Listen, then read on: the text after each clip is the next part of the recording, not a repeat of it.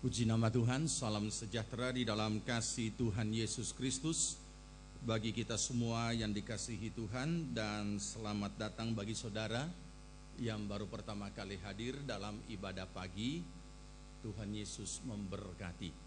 Jika Anda baru pertama kali hadir, supaya kita bisa saling mengenal, kami mohon saudara tidak keberatan boleh berdiri sebentar untuk kita boleh saling mengenal. Ada yang baru pertama kali hadir? Baik, jika tidak ada, kita segera masuk dalam pemberitaan firman Tuhan. Mari kita akan sama-sama membuka Alkitab kita masing-masing.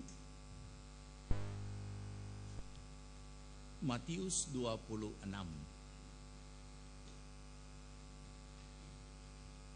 Matius pasal 26.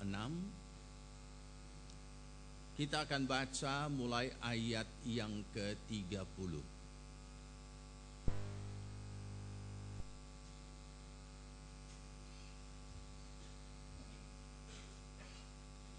Jika saudara sudah temukan, mari kita sambut firman Tuhan dan kita akan baca bersama. Matius 26 ayat 30 sampai ayat 35. Mari kita baca.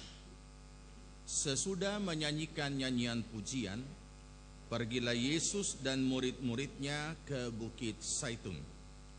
Maka berkatalah Yesus kepada mereka, "Malam ini kamu semua akan tergoncang imanmu karena aku. Sebab ada tertulis, aku akan membunuh gembala dan kawanan domba itu akan tercerai-berai. Akan tetapi sesudah aku bangkit, aku akan mendahului kamu ke Galilea." Petrus menjawabnya, "Biarpun mereka semua tergoncang imannya karena engkau, aku sekali-kali tidak." Yesus berkata kepadanya, "Aku berkata kepadamu, sesungguhnya malam ini sebelum ayam berkokok, engkau telah menyangkal aku 3 kali." Kata Petrus kepadanya, "Sekalipun aku harus mati bersama-sama dengan engkau, aku takkan menyangkal engkau." Semua murid yang lain pun berkata demikian juga. Amin. Puji Tuhan. Silakan duduk. Dari ayat yang kita baca, kita akan belajar kebenaran firman Tuhan dari hal kegoncangan iman.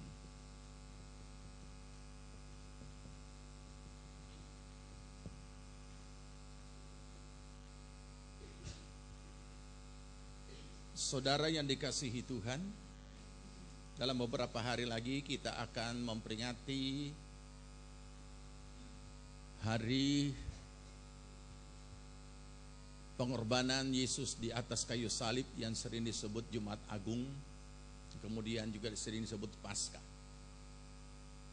Nah, saudara, ada beberapa peristiwa-peristiwa penting yang sangat syarat dengan pengajaran-pengajaran yang sangat berharga sebelum Yesus tersalib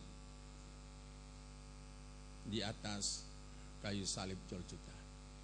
Dan salah satunya adalah percakapan yang kita baru baca tadi. Pada malam itu, Yesus menyampaikan kepada murid-muridnya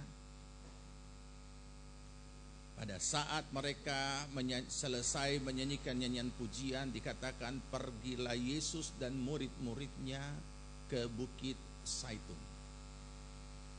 Selanjutnya kita pasti ingat peristiwa-peristiwa apa yang akan terjadi, dan beberapa peristiwa-peristiwa penting sebelum Yesus ditangkap dan dipaksa memikul salib, ataupun kemudian dia harus memikul salib dan mati tersalib. Nah, saudara, kita ambil salah satu peristiwa ini atau percakapan ini menjadi pelajaran yang sangat berharga bagi kita sebagai orang percaya.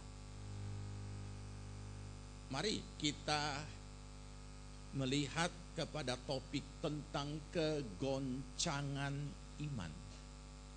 Satu hal yang sangat luar biasa di dalam Tuhan menyatakan kasih-Nya kepada orang percaya adalah menyatakan segala sesuatu kepada orang yang dikasihinya sebelum segala sesuatunya terjadi.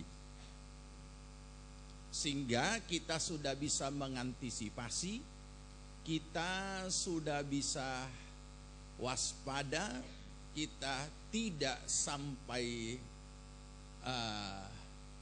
terkejut dengan hal-hal tersebut, sebab sudah ada penyampaian-penyampaian Tuhan di dalam hidup kita. Bahkan sampai kepada zaman modern ini, ketika Tuhan menyatakan sesuatu bahkan yang belum terjadi, Tuhan pakai para nabinya. Karena memang nabi umumnya bukan hanya menegur secara keras untuk hal-hal yang tidak benar, tapi sekaligus menyatakan hal-hal yang akan datang. Memang tidak ada orang yang berani menyebut dirinya nabi, tetapi pelayanan kenabian itu masih tetap ada. Itu sebabnya mengapa ada banyak hal-hal yang belum terjadi, umat Tuhan sudah mengetahui dan menangkap apa maksud dan kehendak Tuhan yang Tuhan sampaikan lewat karunia-karunia Roh Kudus. Supaya umat Tuhan memahami, umat Tuhan siap, umat Tuhan mengantisipasi. Ini luar biasa pengasihan Tuhan terhadap kita. Demikian pun juga kepada kita setiap pribadi.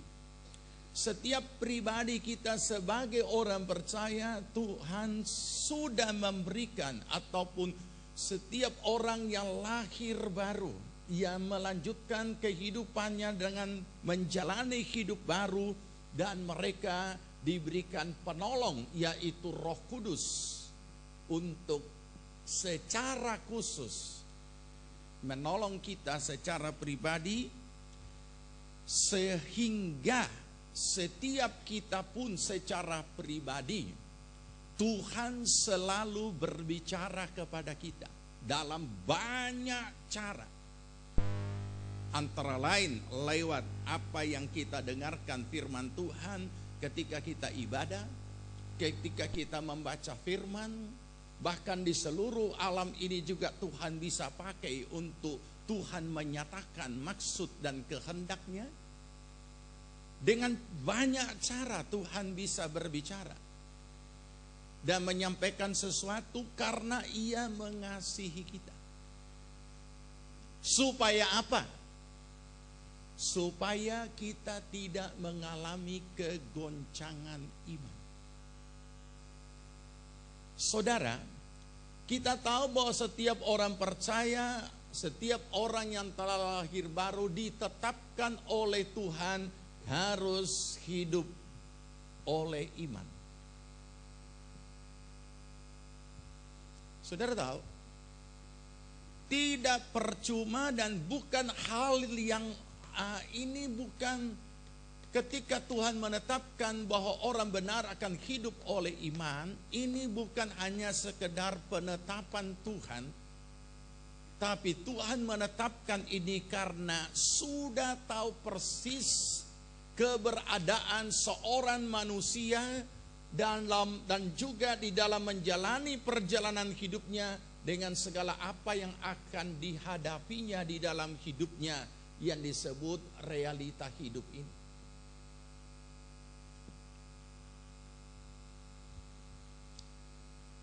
Renungkan, kalau kita membaca Alkitab kita, maka kita akan dapat memahami dan menemukan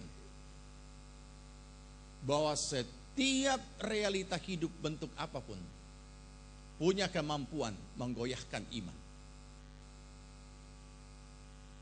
Dan itu sebabnya kenapa Tuhan menetapkan setiap orang percaya harus hidup oleh iman? Ini jangan hanya selaku slogan yang tidak kita ketahui maknanya, sekaligus ini jangan hanya menjadi sesuatu yang membingungkan kita. Sebagian besar orang Kristen umat Tuhan sampai kepada mereka yang lahir baru sekalipun, umumnya ini hanya slogan yang tanpa mereka tahu apa artinya. Kemudian untuk mengerti mereka menganggap terlalu sulit, apa itu. Kemudian sebagian tidak memahami apa-apa setitik pun, tetapi tetap memakai istilah ini di dalam hidupnya. Dengan iman. Jangan sembarang makan, bahaya itu. Sudah saudara didoakan, makan saja dengan iman. Terus DP malam dia angfal. Ya kan? Nah, saudara, mari kita merenungkan sejenak melalui kebenaran firman Tuhan, betapa dahsyatnya ketika Tuhan menetapkan bahwa orang benar akan hidup oleh iman.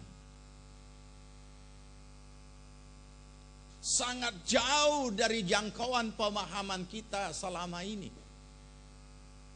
Karena sama seperti yang sering kan, sebagian besar orang menganggap iman itu hanya sebatas doa yang terjawab untuk suatu keinginan hati.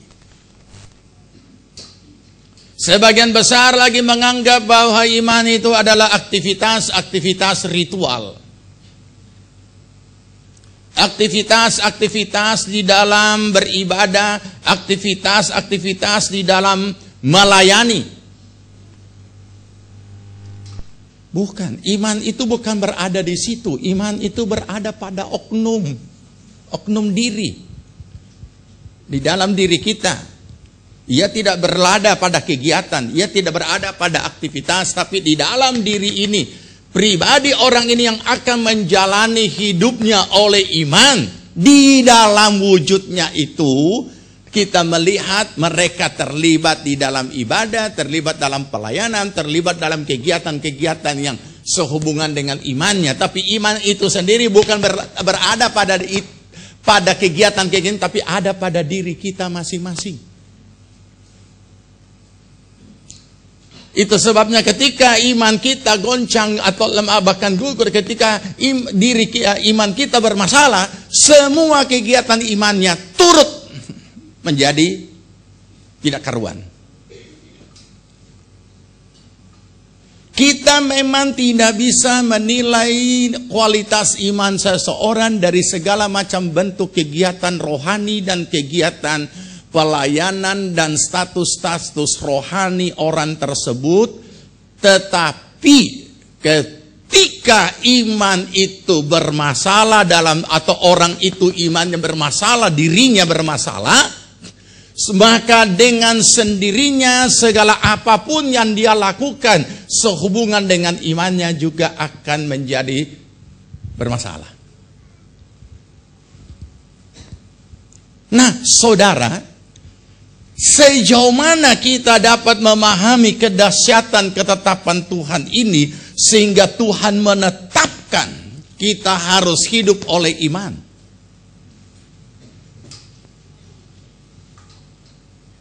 Mari kita buka Alkitab kita. 1 Yohanes pasal 5.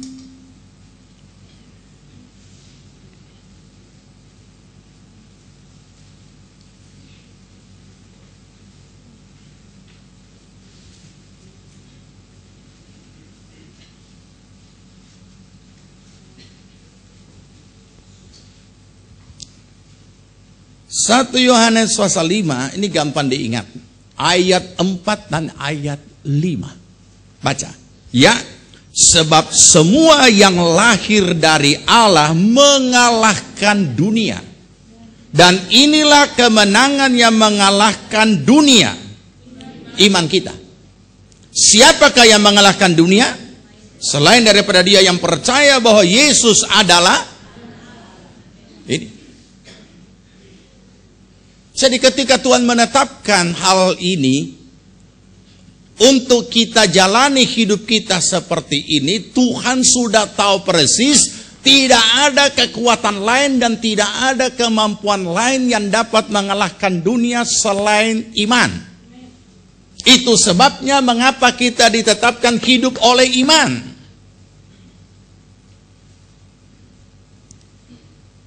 Tetapi kemudian saya tidak tahu kenapa pemahaman orang percaya begitu dangkal. Apakah karena memang pemberitaannya atau yang diajarkan memang seperti itu dari sejak sekolah minggu sampai menjadi dewasa, sehingga jadilah iman hanya sekedar jawaban yang dikabulkan, doa yang dikabulkan atau doa yang dijawab. Iman adalah kegiatan-kegiatan ritual. Iman adalah keterlibatan dalam pelayanan. Memang itu dengan sendirinya terjadi kalau orang itu hidup oleh iman. Tapi itu sendiri bukan menunjukkan hidup oleh iman. Iman ini sangat bersifat pribadi dan ada di dalam diri pribadi yang bersangkutan.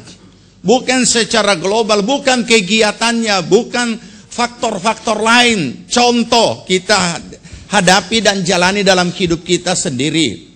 Ketika seseorang itu dikatakan orang percaya, kapan?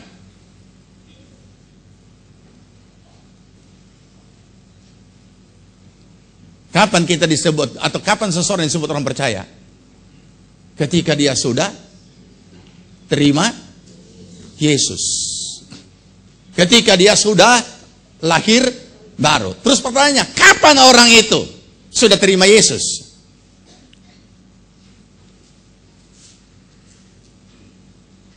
Pasti kita bertanya, sudah dilayani kah?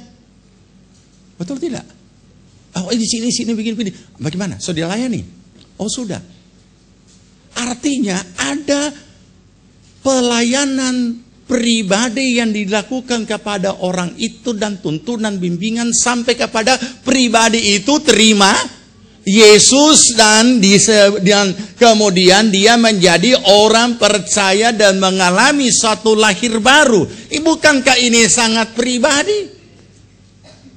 Memang cukup lama gereja tidak melakukan itu.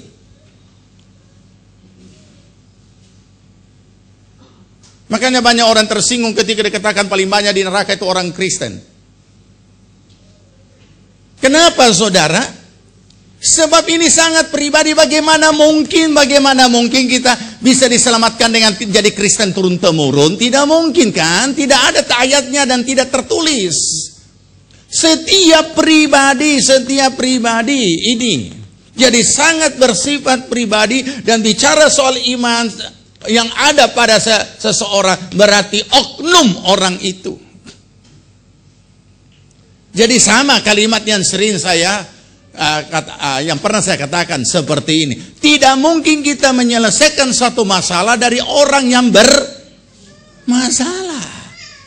Sebab masalah adalah masalah, sedangkan yang menghadapi adalah orang, bukan hal lain. Nah, mari kita renungkan. Mengalahkan dunia, dan Tuhan menetapkan ini supaya saudara dan saya di dalam menjalani kehidupan kita ini setiap hari, kita boleh hidup berkemenangan. Tidak dipermain-mainkan oleh masalah.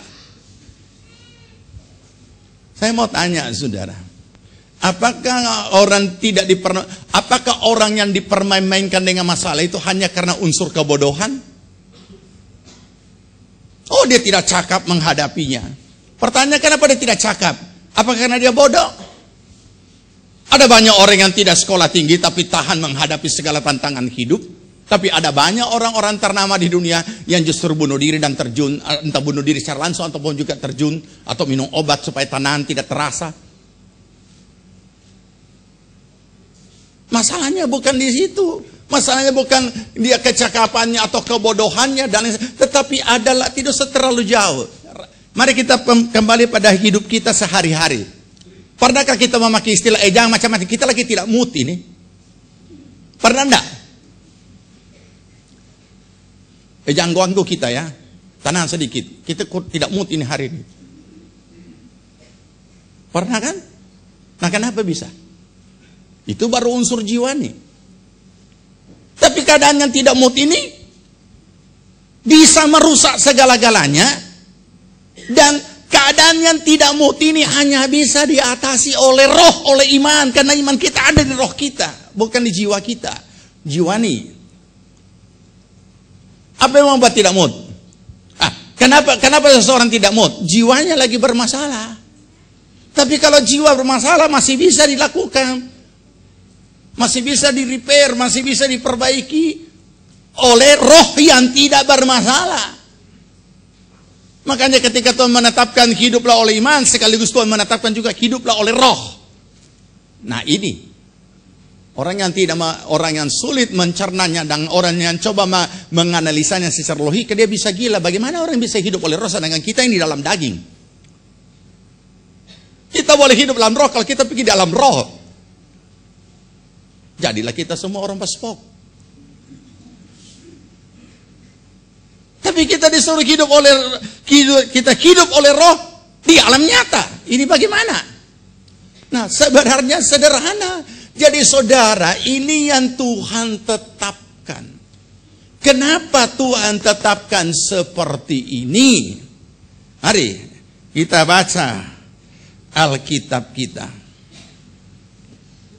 Mirip-mirip percakapan ini yang tadi. Tapi yang tadi kita baca di mana? Di Matius. Sekarang kita mau baca yang ada di dalam Injil Lukas. Ada percakapan yang mirip, tetapi ada sesuatu yang lebih spesifik di situ. Sekalipun sama-sama Tuhan itu menyampaikan sesuatu yang belum terjadi, supaya Petrus ini waspada, siap mengantisipasi. Tapi apa jawabnya tadi? Ketika Yesus berkata begini, malam ini, kapan? Malam ini, sebentar malam.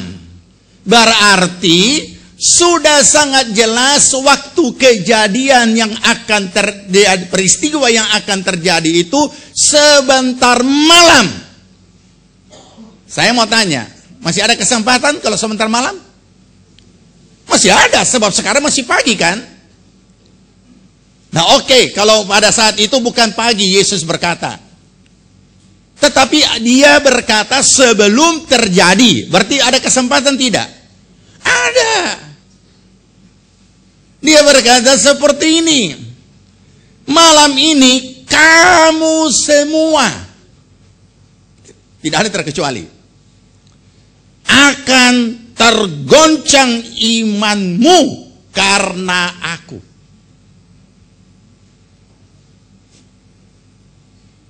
Ini dia punya pemimpin, dia punya guru berkata ini. Tuhan sudah tahu persis, tapi Tuhan harus menyampaikan ini supaya mereka juga tahu. Dan sekaligus ini adalah penilaian terbuka kepada semua murid. Ya kan? Dia tidak cuma panggil Petrus. Nah, atau Yohanes, ini kamu. Kenapa kamu nih? Sama dengan hal biasa kan? Kalau hamba bertanya, kenapa? Selama kita tidak ada kebaktian, ada apa? Nah, ini, wah, pastoral kata. Pastoral, terpaksa dia curhat. Begitu curhat, diberikan kalimat berikutnya. So kalimat tidak bagus, so penghakiman. Bukan dia merasa dipastoralkan, tambah jengkel dia. Itu kita kira kita dapat kalimat-kalimat yang masa kita dihakimi. Ini. Tapi ini bukan cuma penghakiman, ini adalah penilaian terbuka kamu semua. Imanmu akan tergoncang karena aku. Bagaimana kita mau tanggapi penilaian terbuka ini? Mari kita renungkan.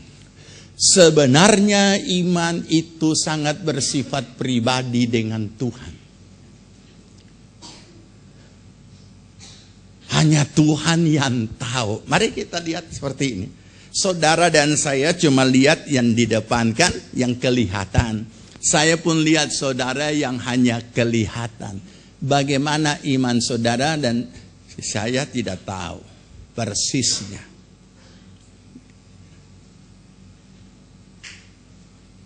Tuhan selalu berbicara kepada kita secara pribadi setiap saat.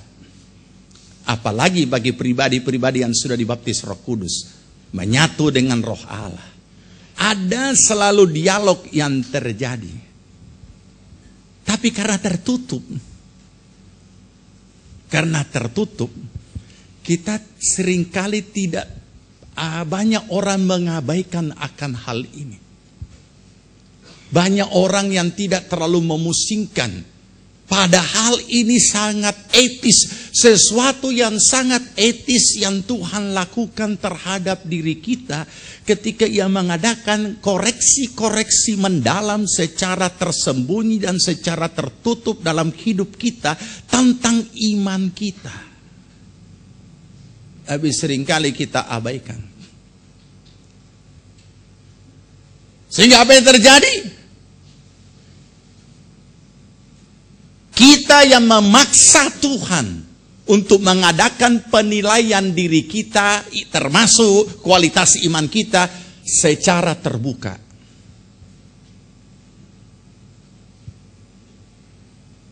Dan ini umumnya orang tidak siap menghadapinya.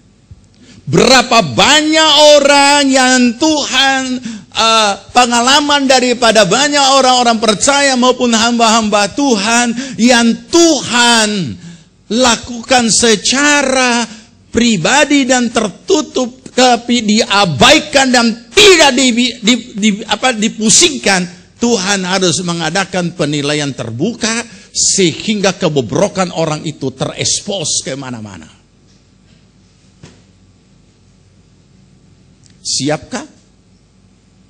Umumnya orang tidak siap. Sampai kepada hamba Tuhan yang ternama pun umumnya tidak siap.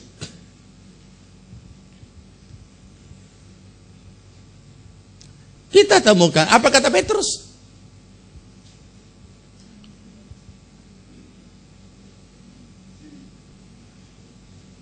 Tuhan, aku tidak seperti mereka. Mereka boleh goncang imannya, tapi aku tidak.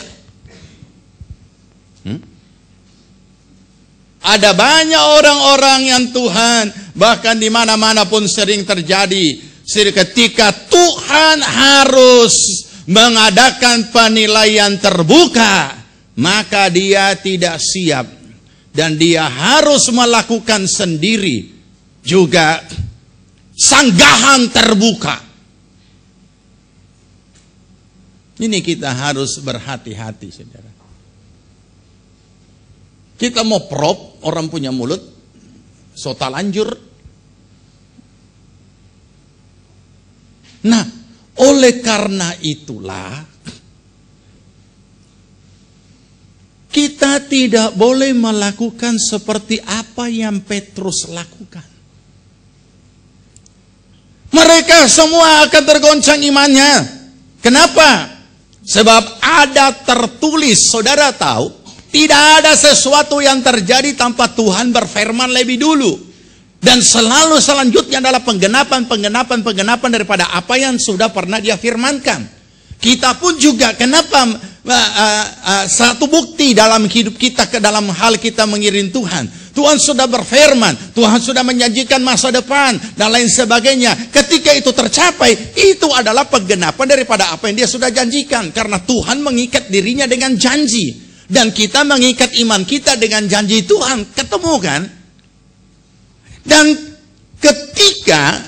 ketika Yesus berkata, semua kamu akan tergoncang imannya, dia lanjutkan bahwa sebab ada tertulis, aku akan membunuh gembala dan kawanan domba itu akan tercerai-berai. Berarti ini sudah pernah dikatakan. Tinggal kapan akan terjadi?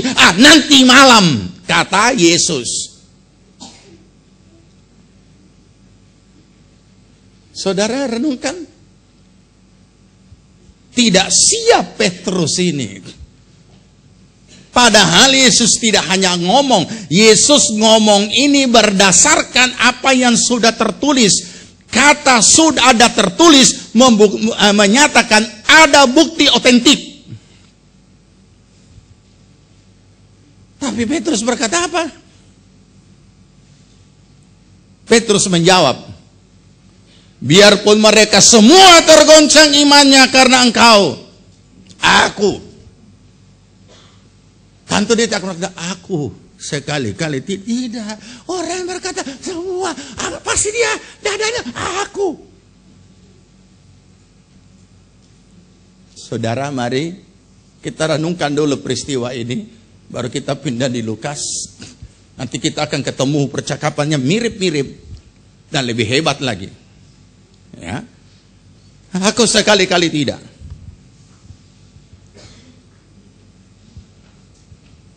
Tadi penilaian terbuka secara umum. Mana lebih terhormat? Penilaian terbuka secara umum atau langsung tunjuk nama orang? Mana lebih etis? Jadi ketika Tuhan melakukan hal-hal etis atas hidup kita, kita hormati, kita agungkan akan kemuliaan Tuhan. Tetapi ketika kita tidak juga dapat memahami keetisan Tuhan yang sangat luar biasa ini, bahkan menolaknya, maka akan terjadi yang berikutnya. Apa yang terjadi? Dia bukan lagi mengadakan penilaian umum. Penilaian terbuka secara umum. Tetapi penilaian terbuka secara khusus. Dan ini benar-benar satu hal yang sangat mempermalukan. Apa dikatakan? Yesus berkata kepadanya, aku berkata kepadamu, sesungguhnya malam ini sebelum ayam berkokok, engkau telah menyangkal aku 3 kali. Yang mana yang betul? Ayam berkokok 3 kali Petrus menyangkal, atau ayam berkokok baru Petrus menyangkal 3 kali? Kan ini seringkali terbalik di sekolah minggu. Ayam berkokok 3 kali Petrus menyangkal, atau ayam berkokok Petrus menyangkal 3 kali? Yang mana? Ayam berkokok 3 kali. Jadi sebelum ayam berkokok Petrus menyangkal, berarti dia lebih kencang dari ayam. Dan terbalik, karena seringkali di sekolah minggu terbalik. 3 kali ayam berkokok, maka Petrus pun menyangkal. Ya? Ini gara-gara tidak menguasai Alkitab, dan dia pikir anak-anak bodoh. Begitu anak-anak langsung interupsi, bu guru, salah bu, terbalik. Diam kan? Dia tahu apa-apa. Ya. Nah, ini yang terjadi, saudara. Petrus tidak terima. Begitu dikoreksi secara khusus di hadapan umum, lebih tidak terima, lebih tunjuk jago. Sekalipun aku harus mati bersama-sama dengan engkau, aku takkan menyangkal engkau. Terpaksa murid-murid yang lain, ya kita orang juga tidak kasihan menyangkal, kita orang sayang sama guru. Oh, iko-iko. Ya? Oke, saya yakin ketika kita baca dan mulai merenungkan ini, sudah dapat kita merasakan bagaimana Roh Kudus mulai mengingatkan kita segala hal-hal di dalam kehidupan kita. Nah sekarang Lukas 22.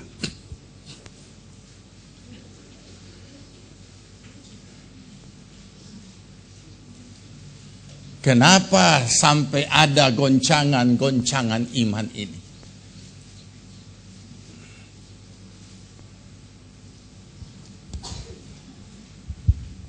Sudah dapat Lukas 22? Oke. Mari kita baca ayat 31. Apa kata Yesus? Ya, Simon, Simon, lihat, iblis telah menuntut untuk menampi kamu seperti gandum. Kalau terjemahan lama berkata, iblis sangat meminta kamu. Yang lagi, iblis menuntut atau ada lagi mengincar kamu untuk menampi kamu seperti gandum. Kita di sini mungkin tidak ada gandum, cuma ada padi. Tapi kalau kata menampi pasti tahu kan? Bagaimana menampi?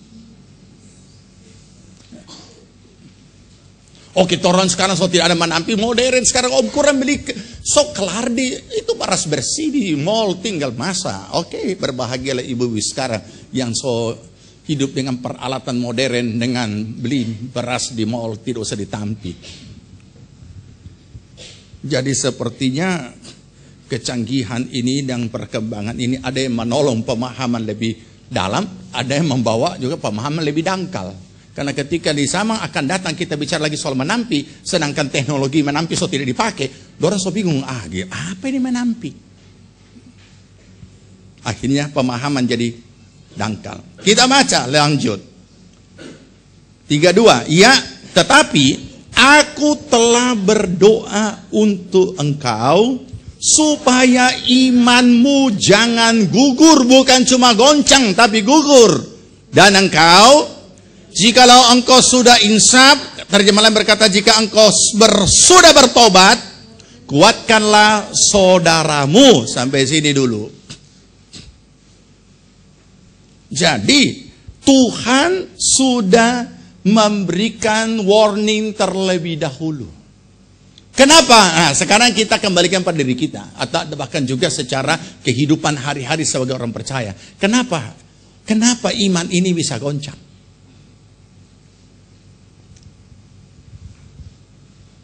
Iblis selalu mengincar. Dengan tidak usah kita baca dalam 1 Petrus pasal 5, dikatakan dalam di situ, waspadalah. Iblis mengaum-ngaum seperti singa, berjalan-jalan mengaum-ngaum seperti singa, mencari siapa yang dapat dilawan, diterkapnya. Ayat 9 berkata, lawanlah dia dengan iman yang teguh. Baca lebih baik. Lebih baik baca. Karena tidak semua menyaut. Berarti tidak belum hafal mereka. Apa kita tolong mereka yang, karena Yesus juga berkata, apabila kamu insaf, tolonglah saudara-saudaramu. Jadi karena kita orang so insaf ini, jadi kita orang tolong mereka yang ya. Terjemahan lain berkata waspadalah, tapi terjemahan baru, dia katakan sadarlah. 1 Petrus 5 ayat 8, 2, 3. Sadarlah dan berjaga-jagalah. Ya, lawanmu si iblis berjalan keliling sama seperti singa yang mengaum-ngaum dan mencari orang yang dapat ditelannya. Ayat 9, 2, 3.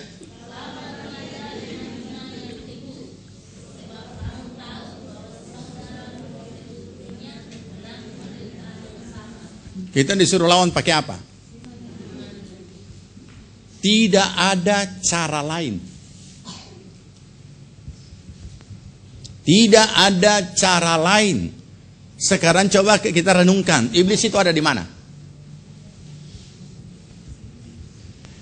Adalah lebih parah lagi kalau dia menjawab ada di mana-mana. Oh, berarti dia itu Tuhan. Iblis itu bukan seperti Tuhan maha hadir. Jadi jangan kita anggap iblis itu ada di mana-mana. Makanya dikatakan dia, apa yang kita baru baca tadi? Sadarlah dan berjaga-jagalah, terus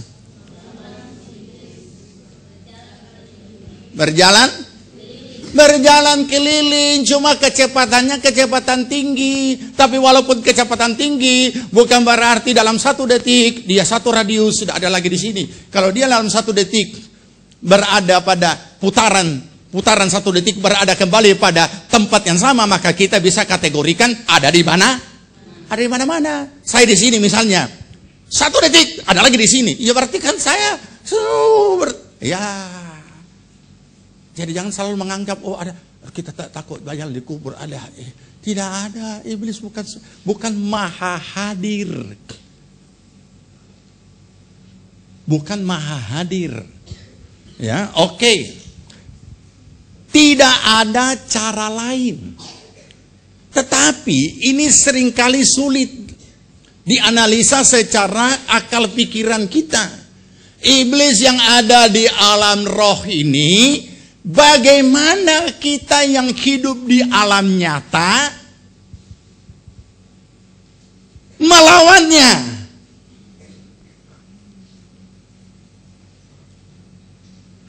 Kita mau pakai akal pikiran? Tidak bisa. Kita mau pakai cara apa? Tidak bisa. Makanya Tuhan katakan, lawanlah dengan imanmu yang teguh. Berarti iman yang tidak teguh tidak bisa lawan iblis. Makanya tidak semua orang Kristen berani usir iblis. Sekalipun sudah ada mandat yang diberikan dan sudah ada kuasa yang diberikan, di dalam namaku, orang percaya itu akan mengusir setan-setan. Bukan cuma satu setan, tapi setan-setan. Tapi apa yang terjadi? Masih baik kalau orang Kristen itu panggil pendeta berdoa, dia panggil dukun. Kenapa? Naik rumah baru. Potong. Kemudian upacara, naik rumah baru. Usir setan. Terus dari situ baca doa. Nah. Lawanlah dia dengan imanmu yang teguh. Kenapa? Sebab iman kita tidak ada di akal pikiran.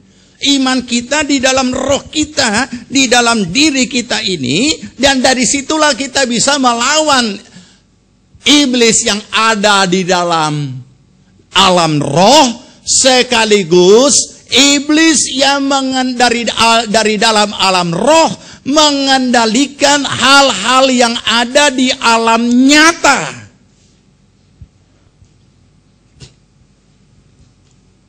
Nah, ketika dia hadir di alam nyata, bukan saya tidak katakan penampakan, nah, ya.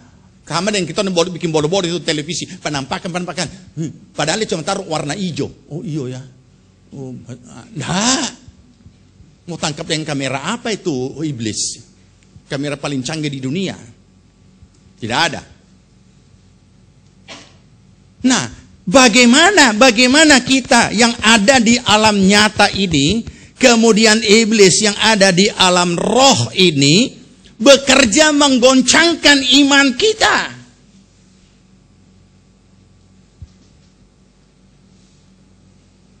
Bagaimana ia bisa hadir? Bagaimana bentuk kehadirannya? Kalau cuma penampakan gampang, tinggal usir. Kalau paling penampakan cuma mukanya model aneh-aneh. Sama dengan di game-game situ itu banyak muka iblis. Kalau mau tahu muka iblis, buka itu game. Ya, itu semua di situ ada di situ, segala macam. Sekaligus dengan nama-namanya.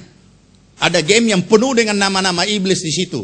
Tapi kalau orang tidak memahami dan mungkin tidak pernah belajar tentang satanis, dia tidak pernah tahu. Dia kira ini nama-nama itu. Besok-besok dia pakai lagi di kaosnya. Padahal dia tidak tahu ini nama